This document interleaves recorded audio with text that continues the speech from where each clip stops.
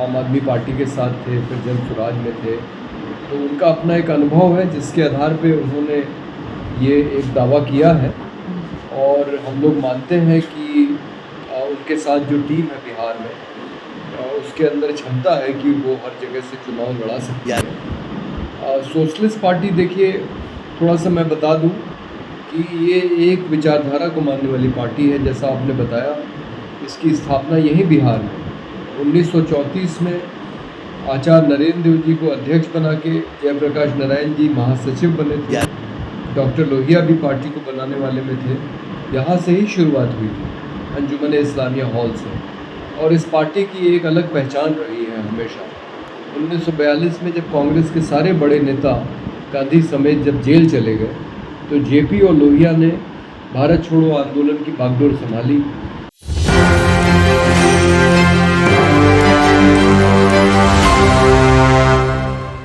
नमस्कार, एक न्यूज़ 24 देख रहे हैं आप और मैं हूं आपके साथ साही।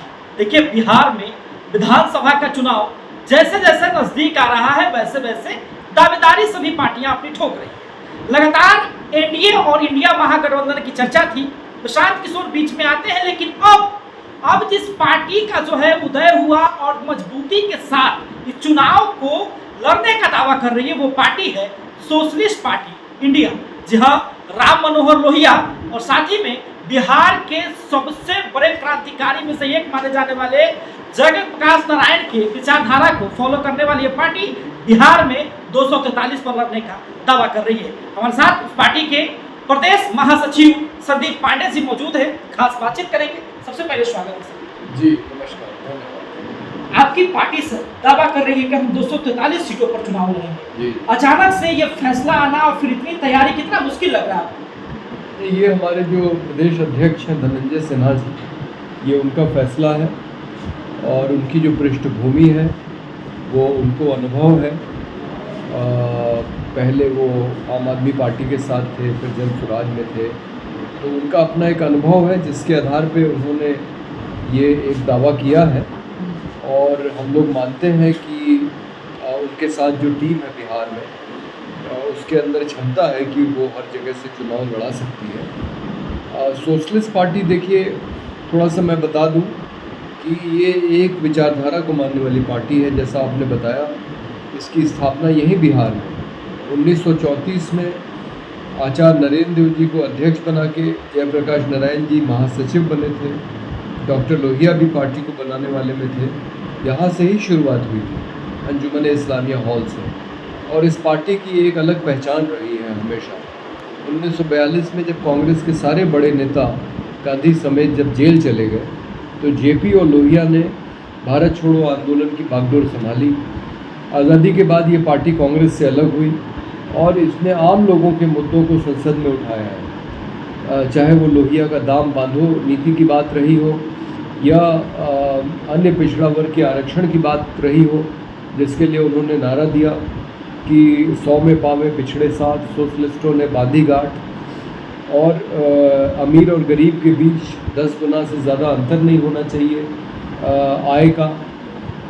नर नारी समानता को उन्होंने अपनी सप्त क्रांति में पहले नंबर पे रखा।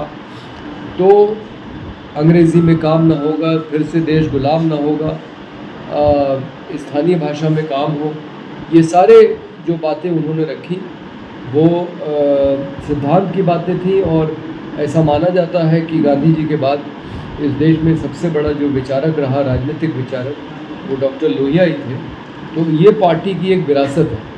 और ये पार्टी 1977 में जब जयप्रकाश जी का आंदोलन हुआ इंदिरा गांधी की तानाशाही के खिलाफ, तो ये पार्टी जनता पार्टी में विलय हो गया था इसका। उसके बाद से इस पार्टी को फिर जिंदा नहीं किया गया। इसमें जो तमाम लोग शामिल थे, लालू यादव से लेके मुलायम सिंह और जॉर्ज फर्नांडिस, नीतीश कुमार, शरद यादव, इन सब लोगों ने अपनी अपनी अलग अलग पार्टियां बना ली। इसलिए 2011 में न्यायमूर्ति राजेंद्र सच्चर, जो दिल्ली उच्च न्यायालय के मुख्य न्यायाधीश के पद से सेवानिवृत्त हुए, उन्होंने इस पार्टी को 2011 में जिंदा किया। तब से मैं इसके साथ जुड़ा हूँ और मुझे ये आपको बताते हुए बहुत खुशी हो रही है कि बिहार में अब हमारी एक पूर्ण इकाई है। जैसा आप देख रहे हैं, हमारा कार्यालय है और हम 243 सीटों में चुनाव लड़ने की तैयारी कर रहे हैं। फर्स्ट शॉट बंद करो। सर देखिए, सवाल ये भी रहेगा आपसे कि बहुत सारी पार्टियां लगातार जो है बहुत समय से तैयारियां कर रही है, 243 पर आप लड़ने की बात कर रहे हैं, कैंडिडेट्स कहां से लाएंगे आप और कैसे कैंडिडेट्स को चुनेंगे?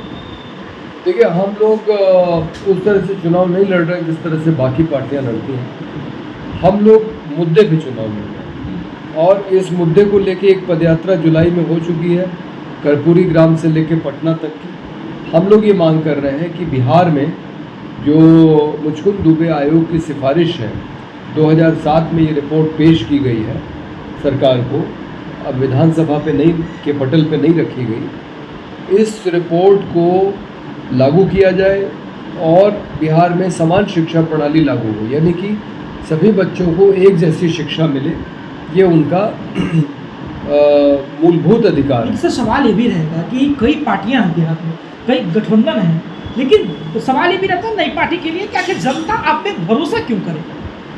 नहीं, इसीलिए हम कह रहे हैं कि देखिए, हमारा चुनाव लड़ने का तरीका एकदम अलग होगा।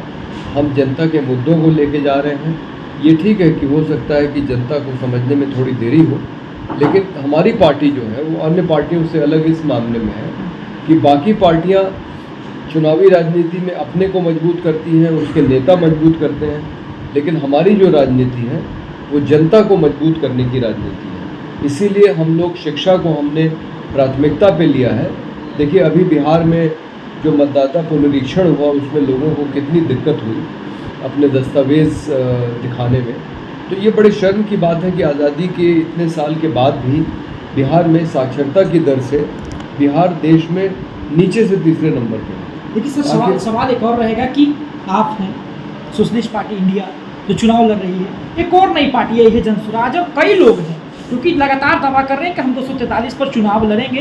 लेकिन सवाल ये भी रहेगा कि आपके पास जनाधार कितना है और कितने लोग इस चीज़ में रुचि रखते हैं कि हम आपकी पार्टी से चुनाव लड़ेंगे? देखिए, पार्टी चूँकि पार्टी का एक विचारधारा का आधार है ना, तो बहुत सारे ऐसे लोग जो इस समय एक अच्छा विकल्प ढूंढ रहे हैं जी, वो हमारे पास आ रहे हैं, अन्य पार्टियों से भी आ रहे हैं और नए लोग भी आ रहे हैं जो ज़मीनी स्तर पे काम करते हैं, जनता के मुद्दों को लेकर संघर्ष करते हैं।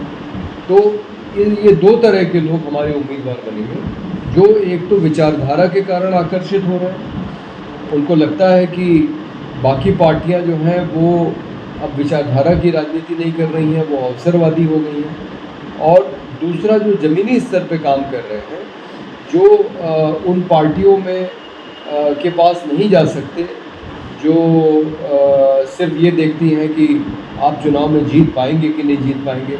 हम लोग ये देख रहे हैं कि कौन संघर्ष करने वाला आदमी है या औरत है, कौन जनता के साथ ईमानदारी से खड़ा रहने वाला आदमी या औरत है, हम उसको अपना उम्मीदवार बनाएंगे।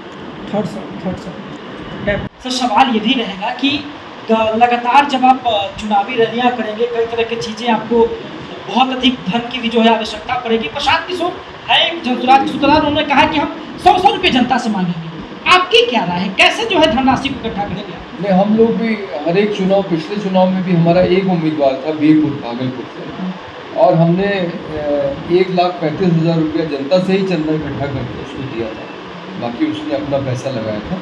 तो हमारा तरीका वही रहेगा कि देश भर में हमारी पार्टी के जो समर्थक हैं हम उनसे चंदा मांगेंगे, और हम बड़ा पैसा खर्च करने की स्थिति में नहीं हैं। हमारी बड़ी होर्डिंग नहीं लगेंगी, हमारी गाड़ियाँ नहीं दौड़ेंगी, हम गांव-गांव जाएंगे, घर घर जाएंगे, छोटी छोटी सभाएं करेंगे और जनता के बीच में अपने संदेश पहुंचाने की। सवाल ये भी रहेगा कि कई पार्टियों पर टिकट बेचने का आरोप लगता है, जी। ऐसा तो नहीं है कि 243 पर आप लड़ने की बात कर रहे हैं, कहीं कैंडिडेट से मोटा एक बार लेने के बाद फिर पूरी तरह से सारा कुछ गायब बिहार से? नहीं, हमारी पार्टी, एक तो आपको ये बता दें कि ये हमारी पार्टी बिहार का तीसरा चुनाव है जी।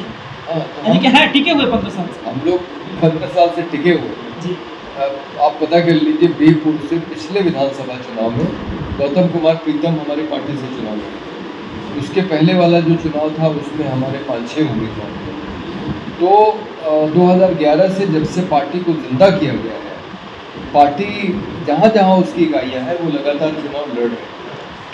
कैंडिडेट्स को कैसे चुनेंगे सर आप, किस आधार पर चुनेंगे? क्योंकि कई पार्टियों पे आरोप लगते हैं कि वो जो जितना पार्टी को सहायता कर सकता है उसके अनुसार उनको टिकट दिया जाता है। देखिए, यहाँ पे हमारे जो साथी हैं धनंजय सिन्हा जी हैं और उनकी पूरी टीम है, जिसमें शशिकांत जी हैं, कुंदन किशोर जी हैं, वृद्धा सुमन है, आलोक है, जयप्रकाश जी हैं, ये पूरी टीम जो है यहाँ पे, और हमारे महासचिव हैं अजय सिन्हा जी हैं मुजफ्फरपुर में और दूसरी जगहों पे, ये सब लोग मिल के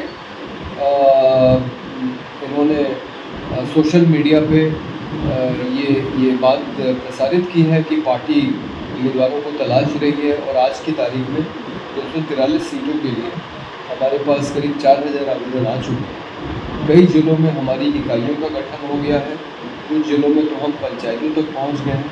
तो धीरे धीरे पार्टी का ढांचा भी खड़ा हो रहा है और उम्मीदवार भी मिल रहे हैं।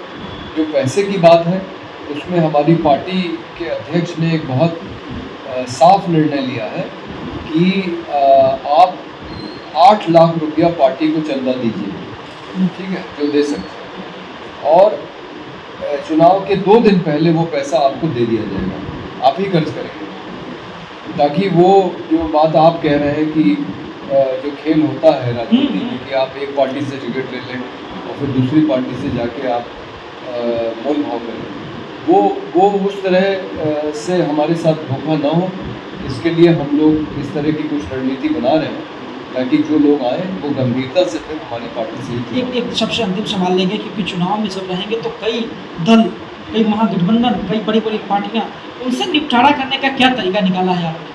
नहीं, हमारी उनसे उनके तरीके से लड़ाई ही नहीं, हम उनके तरीके से चुनाव ही नहीं लड़ने वाले हैं।